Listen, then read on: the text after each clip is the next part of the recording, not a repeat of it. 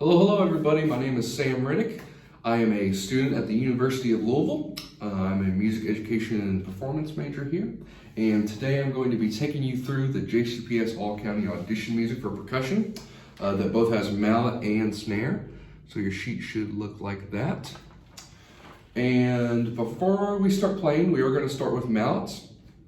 And before we even pick up the mallets, we're going to talk about some logistics as far as things to watch out for, things to look for before you even start practicing the music. So what I like to start with first is look at the tempo marking. We have quarter note equals 104, so get out that handy dandy metronome that your teachers always talk about and set it to 104 and have that engraved in your head. And before you start practicing at 104, I do recommend to take it slower and work your way up. The next thing I like to look at is we're in treble clef. So look at your clef. We're also in a key that has 3 flats, and the key that has 3 flats in it is E flat. So get comfortable with the E flat major scale. I would practice that before I even look at the music. And then the time signature, we are in 2/4, and we are also starting on the and to 2 on a pickup note, on a B flat.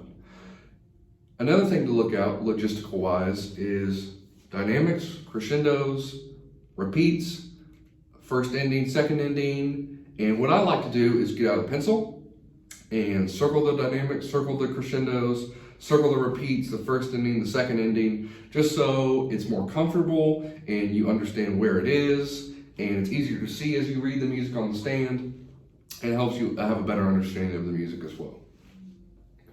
With that being said, let's get right into it. So now that we have our logistics out of the way, we know our tempo markings at 104, we know we're in treble clef, we know our key signature is 3 flats, so we're in E flat major. We have E flat, A flat, and B flat. We also know our time signature is 2/4. So what I like to do before I read the notes on the page is I like to do the scale that we are in. So since we are in E flat major, I find E flat right here. And I like to play a 2-octave range scale. Feel free to go more depending on what instrument you have. And I like to go up and down the instrument to have me comfortable behind it, the instrument, and also comfortable with the notes on the page.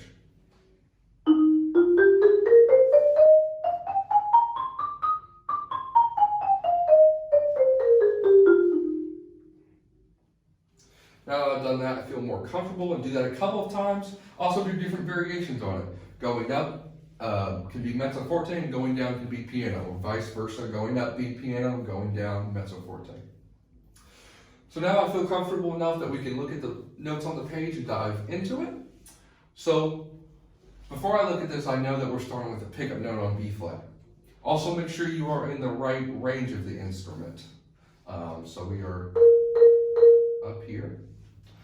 And we know we're starting on a pickup on B flat. So I like to have my left hand on B flat and thinking of 1 and 2 and 1 and 2 and 1. 1 and 2 and 1 and 2.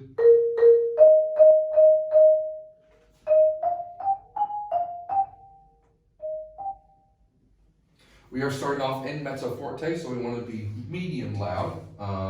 Still not loud as forte. We want to have a good tone. Also, make sure you don't leave your mallets on the instrument. You want to come off. Even your quiets and your louds. Medium.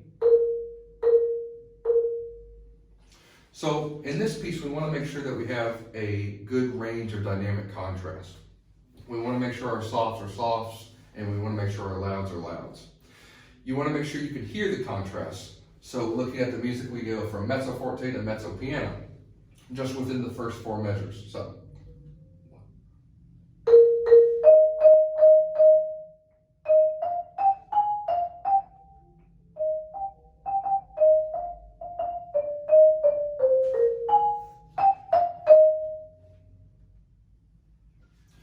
Having this good dynamic contrast makes you stand out, and also helps the piece grow musically and have good tone with it. Also make sure you're lifting, even in your softs, middle louds, or louds.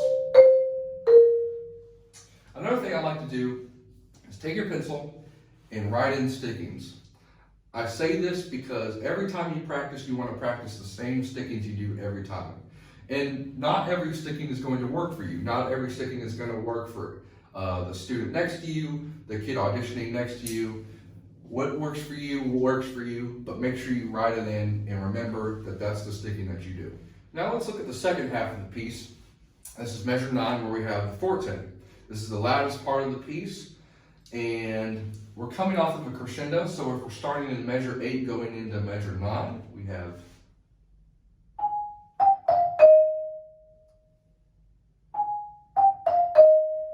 so we have to go from mezzo piano to forte. So we want to have this big dynamic contrast that stands out. So starting in measure 9, we have the double bar line and the 2 dots. And that means a repeat. So if we're looking at measure 9 and we're going all the way to the end of the piece, you see a 1 with a bracket on top of it, and you also see that repeat. So when we see that repeat, we go back to measure 9. Do 9 all the way again, and then when you get to measure 15, for the second time, for the time you repeat it, instead of doing 1 again, you want to go to the 2. That's a 2 period with a bracket on top of it. So if we're starting measure 9, and this will be the first time.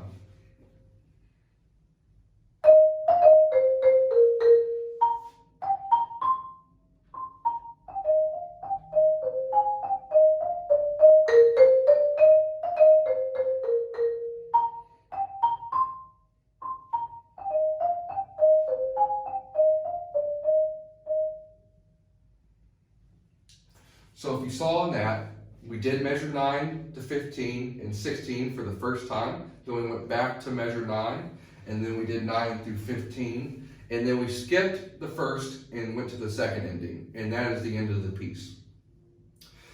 So, once you understand that, go slow. Don't take it at 104 fast. And split this into 2 sections. So measures 1 through 8, the A, and measures 9 through 16, the B section. That helps you practice. You're practicing one section and practicing the other section. Once you feel good with one section, and then once you feel good with both sections, put them together, slowly work them up. But I like to build section by section. So with that being said, I'm going to play it for you as a helpful example, and hopefully this helps.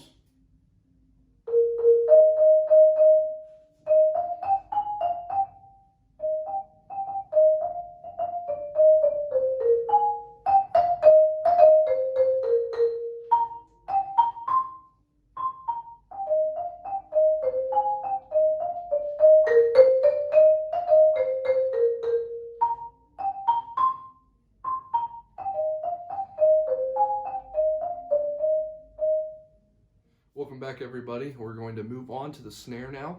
And before we get into the music, we're going to talk about some logistics. We're going to talk about the setup, talk about the snare drum, talk about the sticks, things to use, things to look out for, tips and tricks. But before we even do that, we're going to do the same thing as we did with the mallets. Take your pencil, highlight all the dynamics, highlight all the crescendos. We do have a repeat in there, and we also do have accents in there as well. And the thing that they do here that helps us out is they have all the stickings written in. So we don't have to go in and write every single sticking. And that isn't a need on the mallet as well. I do recommend to write in stickings, but you don't have to write in all of them. The ones that are tricky enough to you, but the things that you have trouble remembering, write those in just so they're engraved in your brain. And every time you practice, you do the same stickings. So with that being said, we'll talk about the setup, we'll talk about the logistics, we'll talk about sticks to use, and we'll talk about the snare drum. Now let's talk about the setup. So for me, my setup is different. I have a drum that is slanted away from me. And the reason that is that my wrists are always face down and my sticks are always close to parallel with my wrist. And it forces me to keep all 4 fingers on the stick. And it also keeps me from having my thumb slip off the stick. It forces me to have my thumb on the stick. Now, I have a towel that I bought from Dollar Tree that covers about 1/4 of the drum. Now, that differs with the kind of drum. It differs what sound you want, what tone you want. I recommend about 1/4, and that does it for most snare drums. And I recommend just using the ones that you have. Obviously, snare drums are very expensive, and I highly recommend to just use the one that your school owns and do that as your audition. But just make sure that what you practice on is what you do for your audition, so you're comfortable with that one. And also, not every setup works for everyone. This setup in particular works for me, and it's what I like, but experience all different types of ones. Whatever feels best for you, use it, and that works for you. Now, as far as the height of the drum, this one differs as well. What I like to think about is that on my belt buckle, it is a little bit over the rim of the snare drum.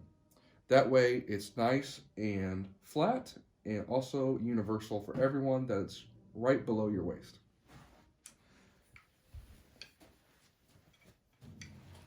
Now let's talk about sticks. Obviously, there are plenty of sticks that you can use, plenty of sticks with different beads, different weights, different heights. But the ones that are commonly standard are the Vic Firth SD1 Generals, the SD2s, anything with a round bead. Now let's talk about sticks. Obviously, there are hundreds and thousands of different types of sticks, but there are some more common ones. There are the Vic Firth SD1s, there are the Vic Firth SD2s. Those are basic general sticks that I highly recommend for anyone auditioning or just use in general. Those are the ones that I highly recommend, but obviously not every school has that. So whatever your school has, whatever you have, use it, and don't go and break the bank over trying to find specific sticks. Find the sticks that work for you. I do like the rounder beads of the stick at the tip.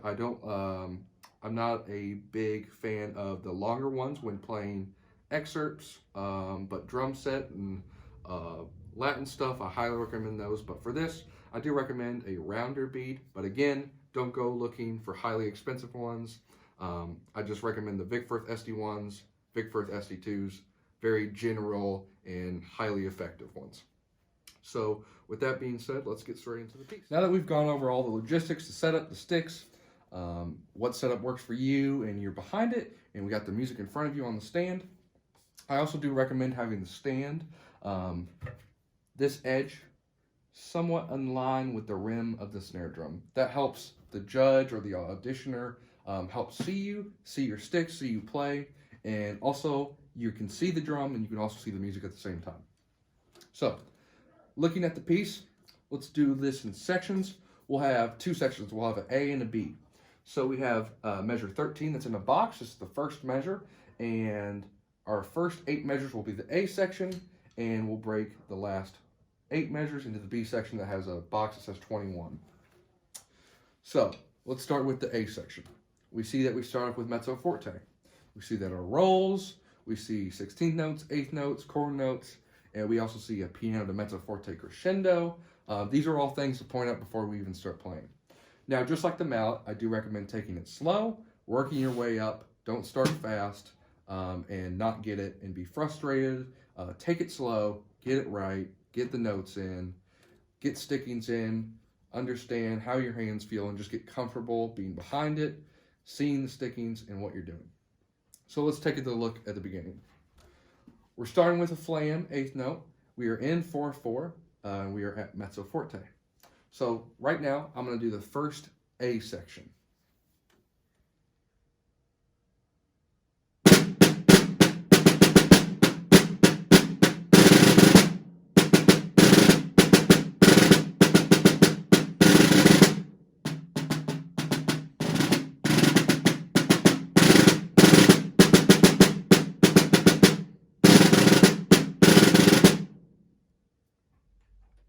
And that was the first 8 bars of the snare drum. That was the A section.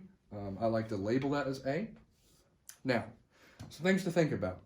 If you can't get the rolls and if you can't get the flams right now, take those out.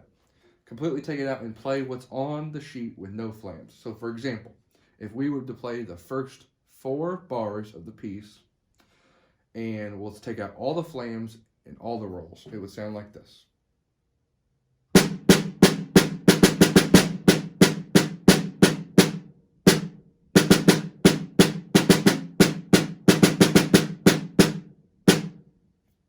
That was the first 4 bars without the flams, without the rolls. Once you get comfortable with that, don't add the flames yet, but add the bass pattern with the rolls. And what I mean by that is that when you roll, so let's take a look at the second measure in beat 3. So we have roll, tap, tap. If I were to take the rolls out and just stick that, it would be right. And if I add the rolls back, it would be.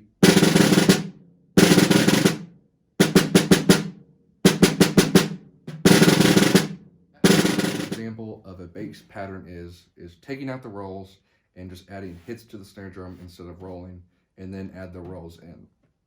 And do that for every single one. Do that for all the rolls throughout this piece. I'm just showing you an example in that measure. If I do the whole first 4 measures with the bass pattern and add the flames back in, it would sound like this.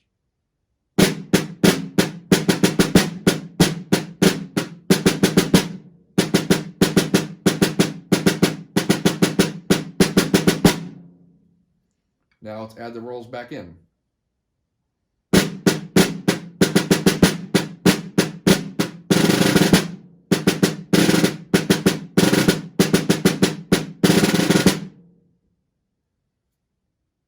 Now let's move on to the next 4 bars. This is measure 5.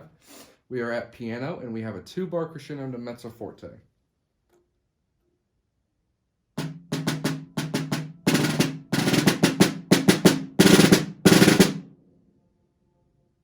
One more time.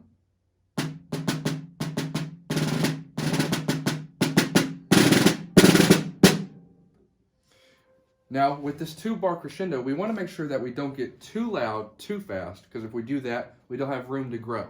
But you also don't want to make sure you stay quiet for the first full measure and then half of the second measure. We want to build dynamic contrast and have this really soft to about medium loud to a loud, but still having a good tone.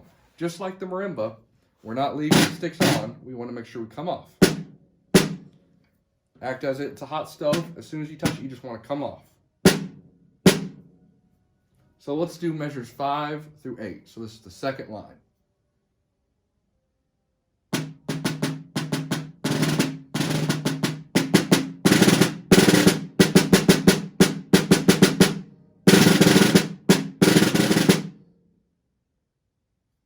Now let's do the whole A section together.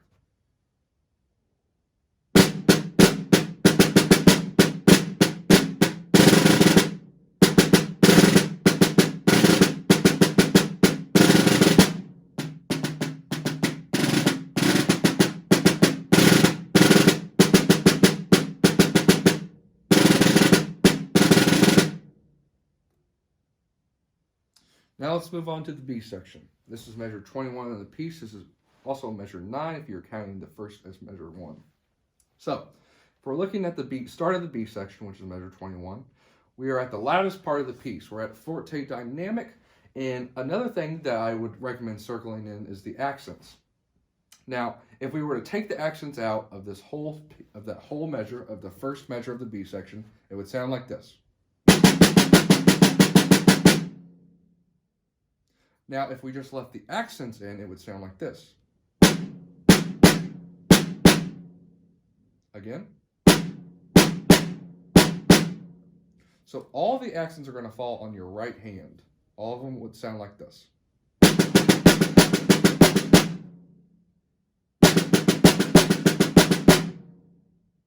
And we want to make sure those accents pop. We want to make sure that that grid pops out and make sure the left hand is not as loud. So you want to make sure you hear that definition of that grid pattern. You don't want to hear all loud.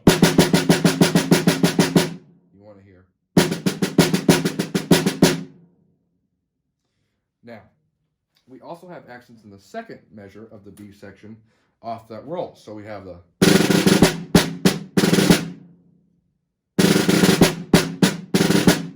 Now, if we were to take the bass pattern out, is taking out the rolls and just hitting notes on the snare drum would be.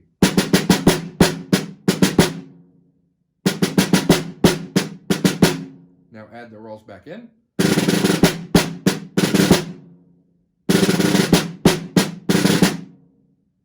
So let's just do those first 2 measures of the B section.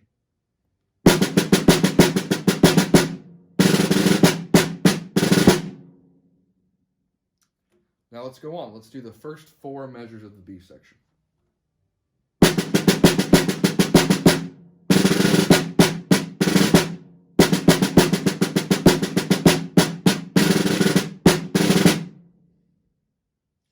Now, on measure 3 of the B section, we have a different grid rather than the first measure of the B section. We have,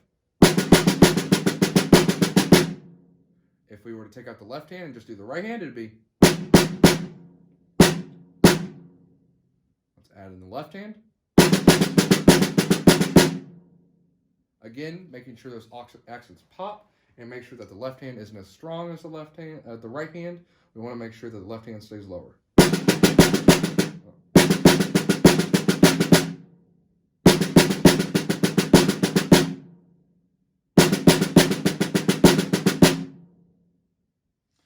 Now, I'm going to play the rest of the B section, and I'll show you guys what that sounds like.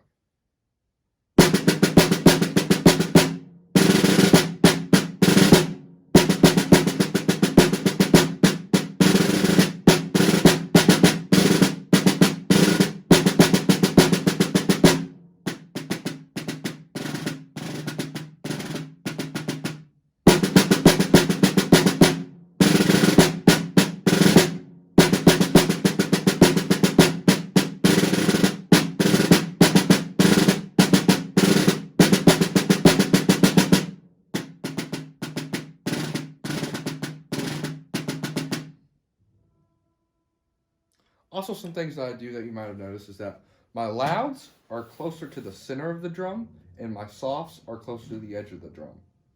Now, on the bottom ahead of the snare drum, you have these snare strainers, and the snare strainers should run parallel with the drum logo on the drum head. So we want to make sure that the snare strainers on the bottom of the drum are running parallel up. And we want to make sure that the logo of the drum is facing right in front of you. That way, even when you play here, you're still getting the snare sound, and you're not over here.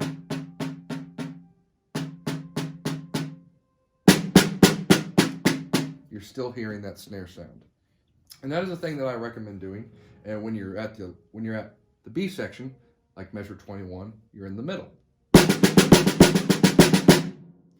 But when you're at the last 2 measures of the piece at the soft section at the piano,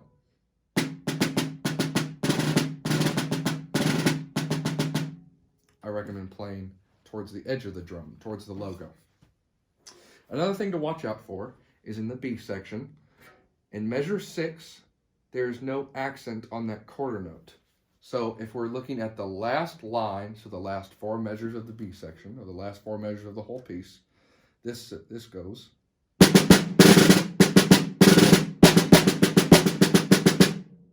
It does not go. We want to make sure that that quarter note does not sound accented.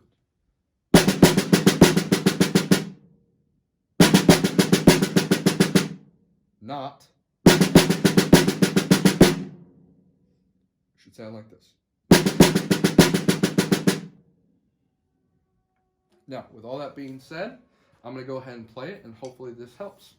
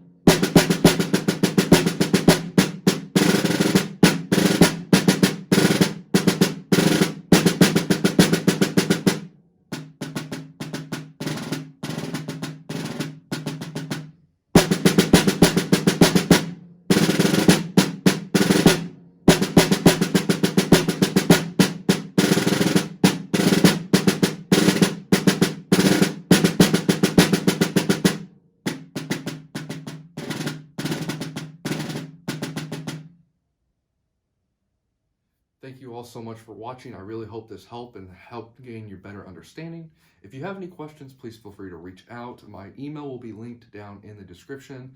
Please feel free to email me. I would be happy to answer questions or happy to help in any way I can.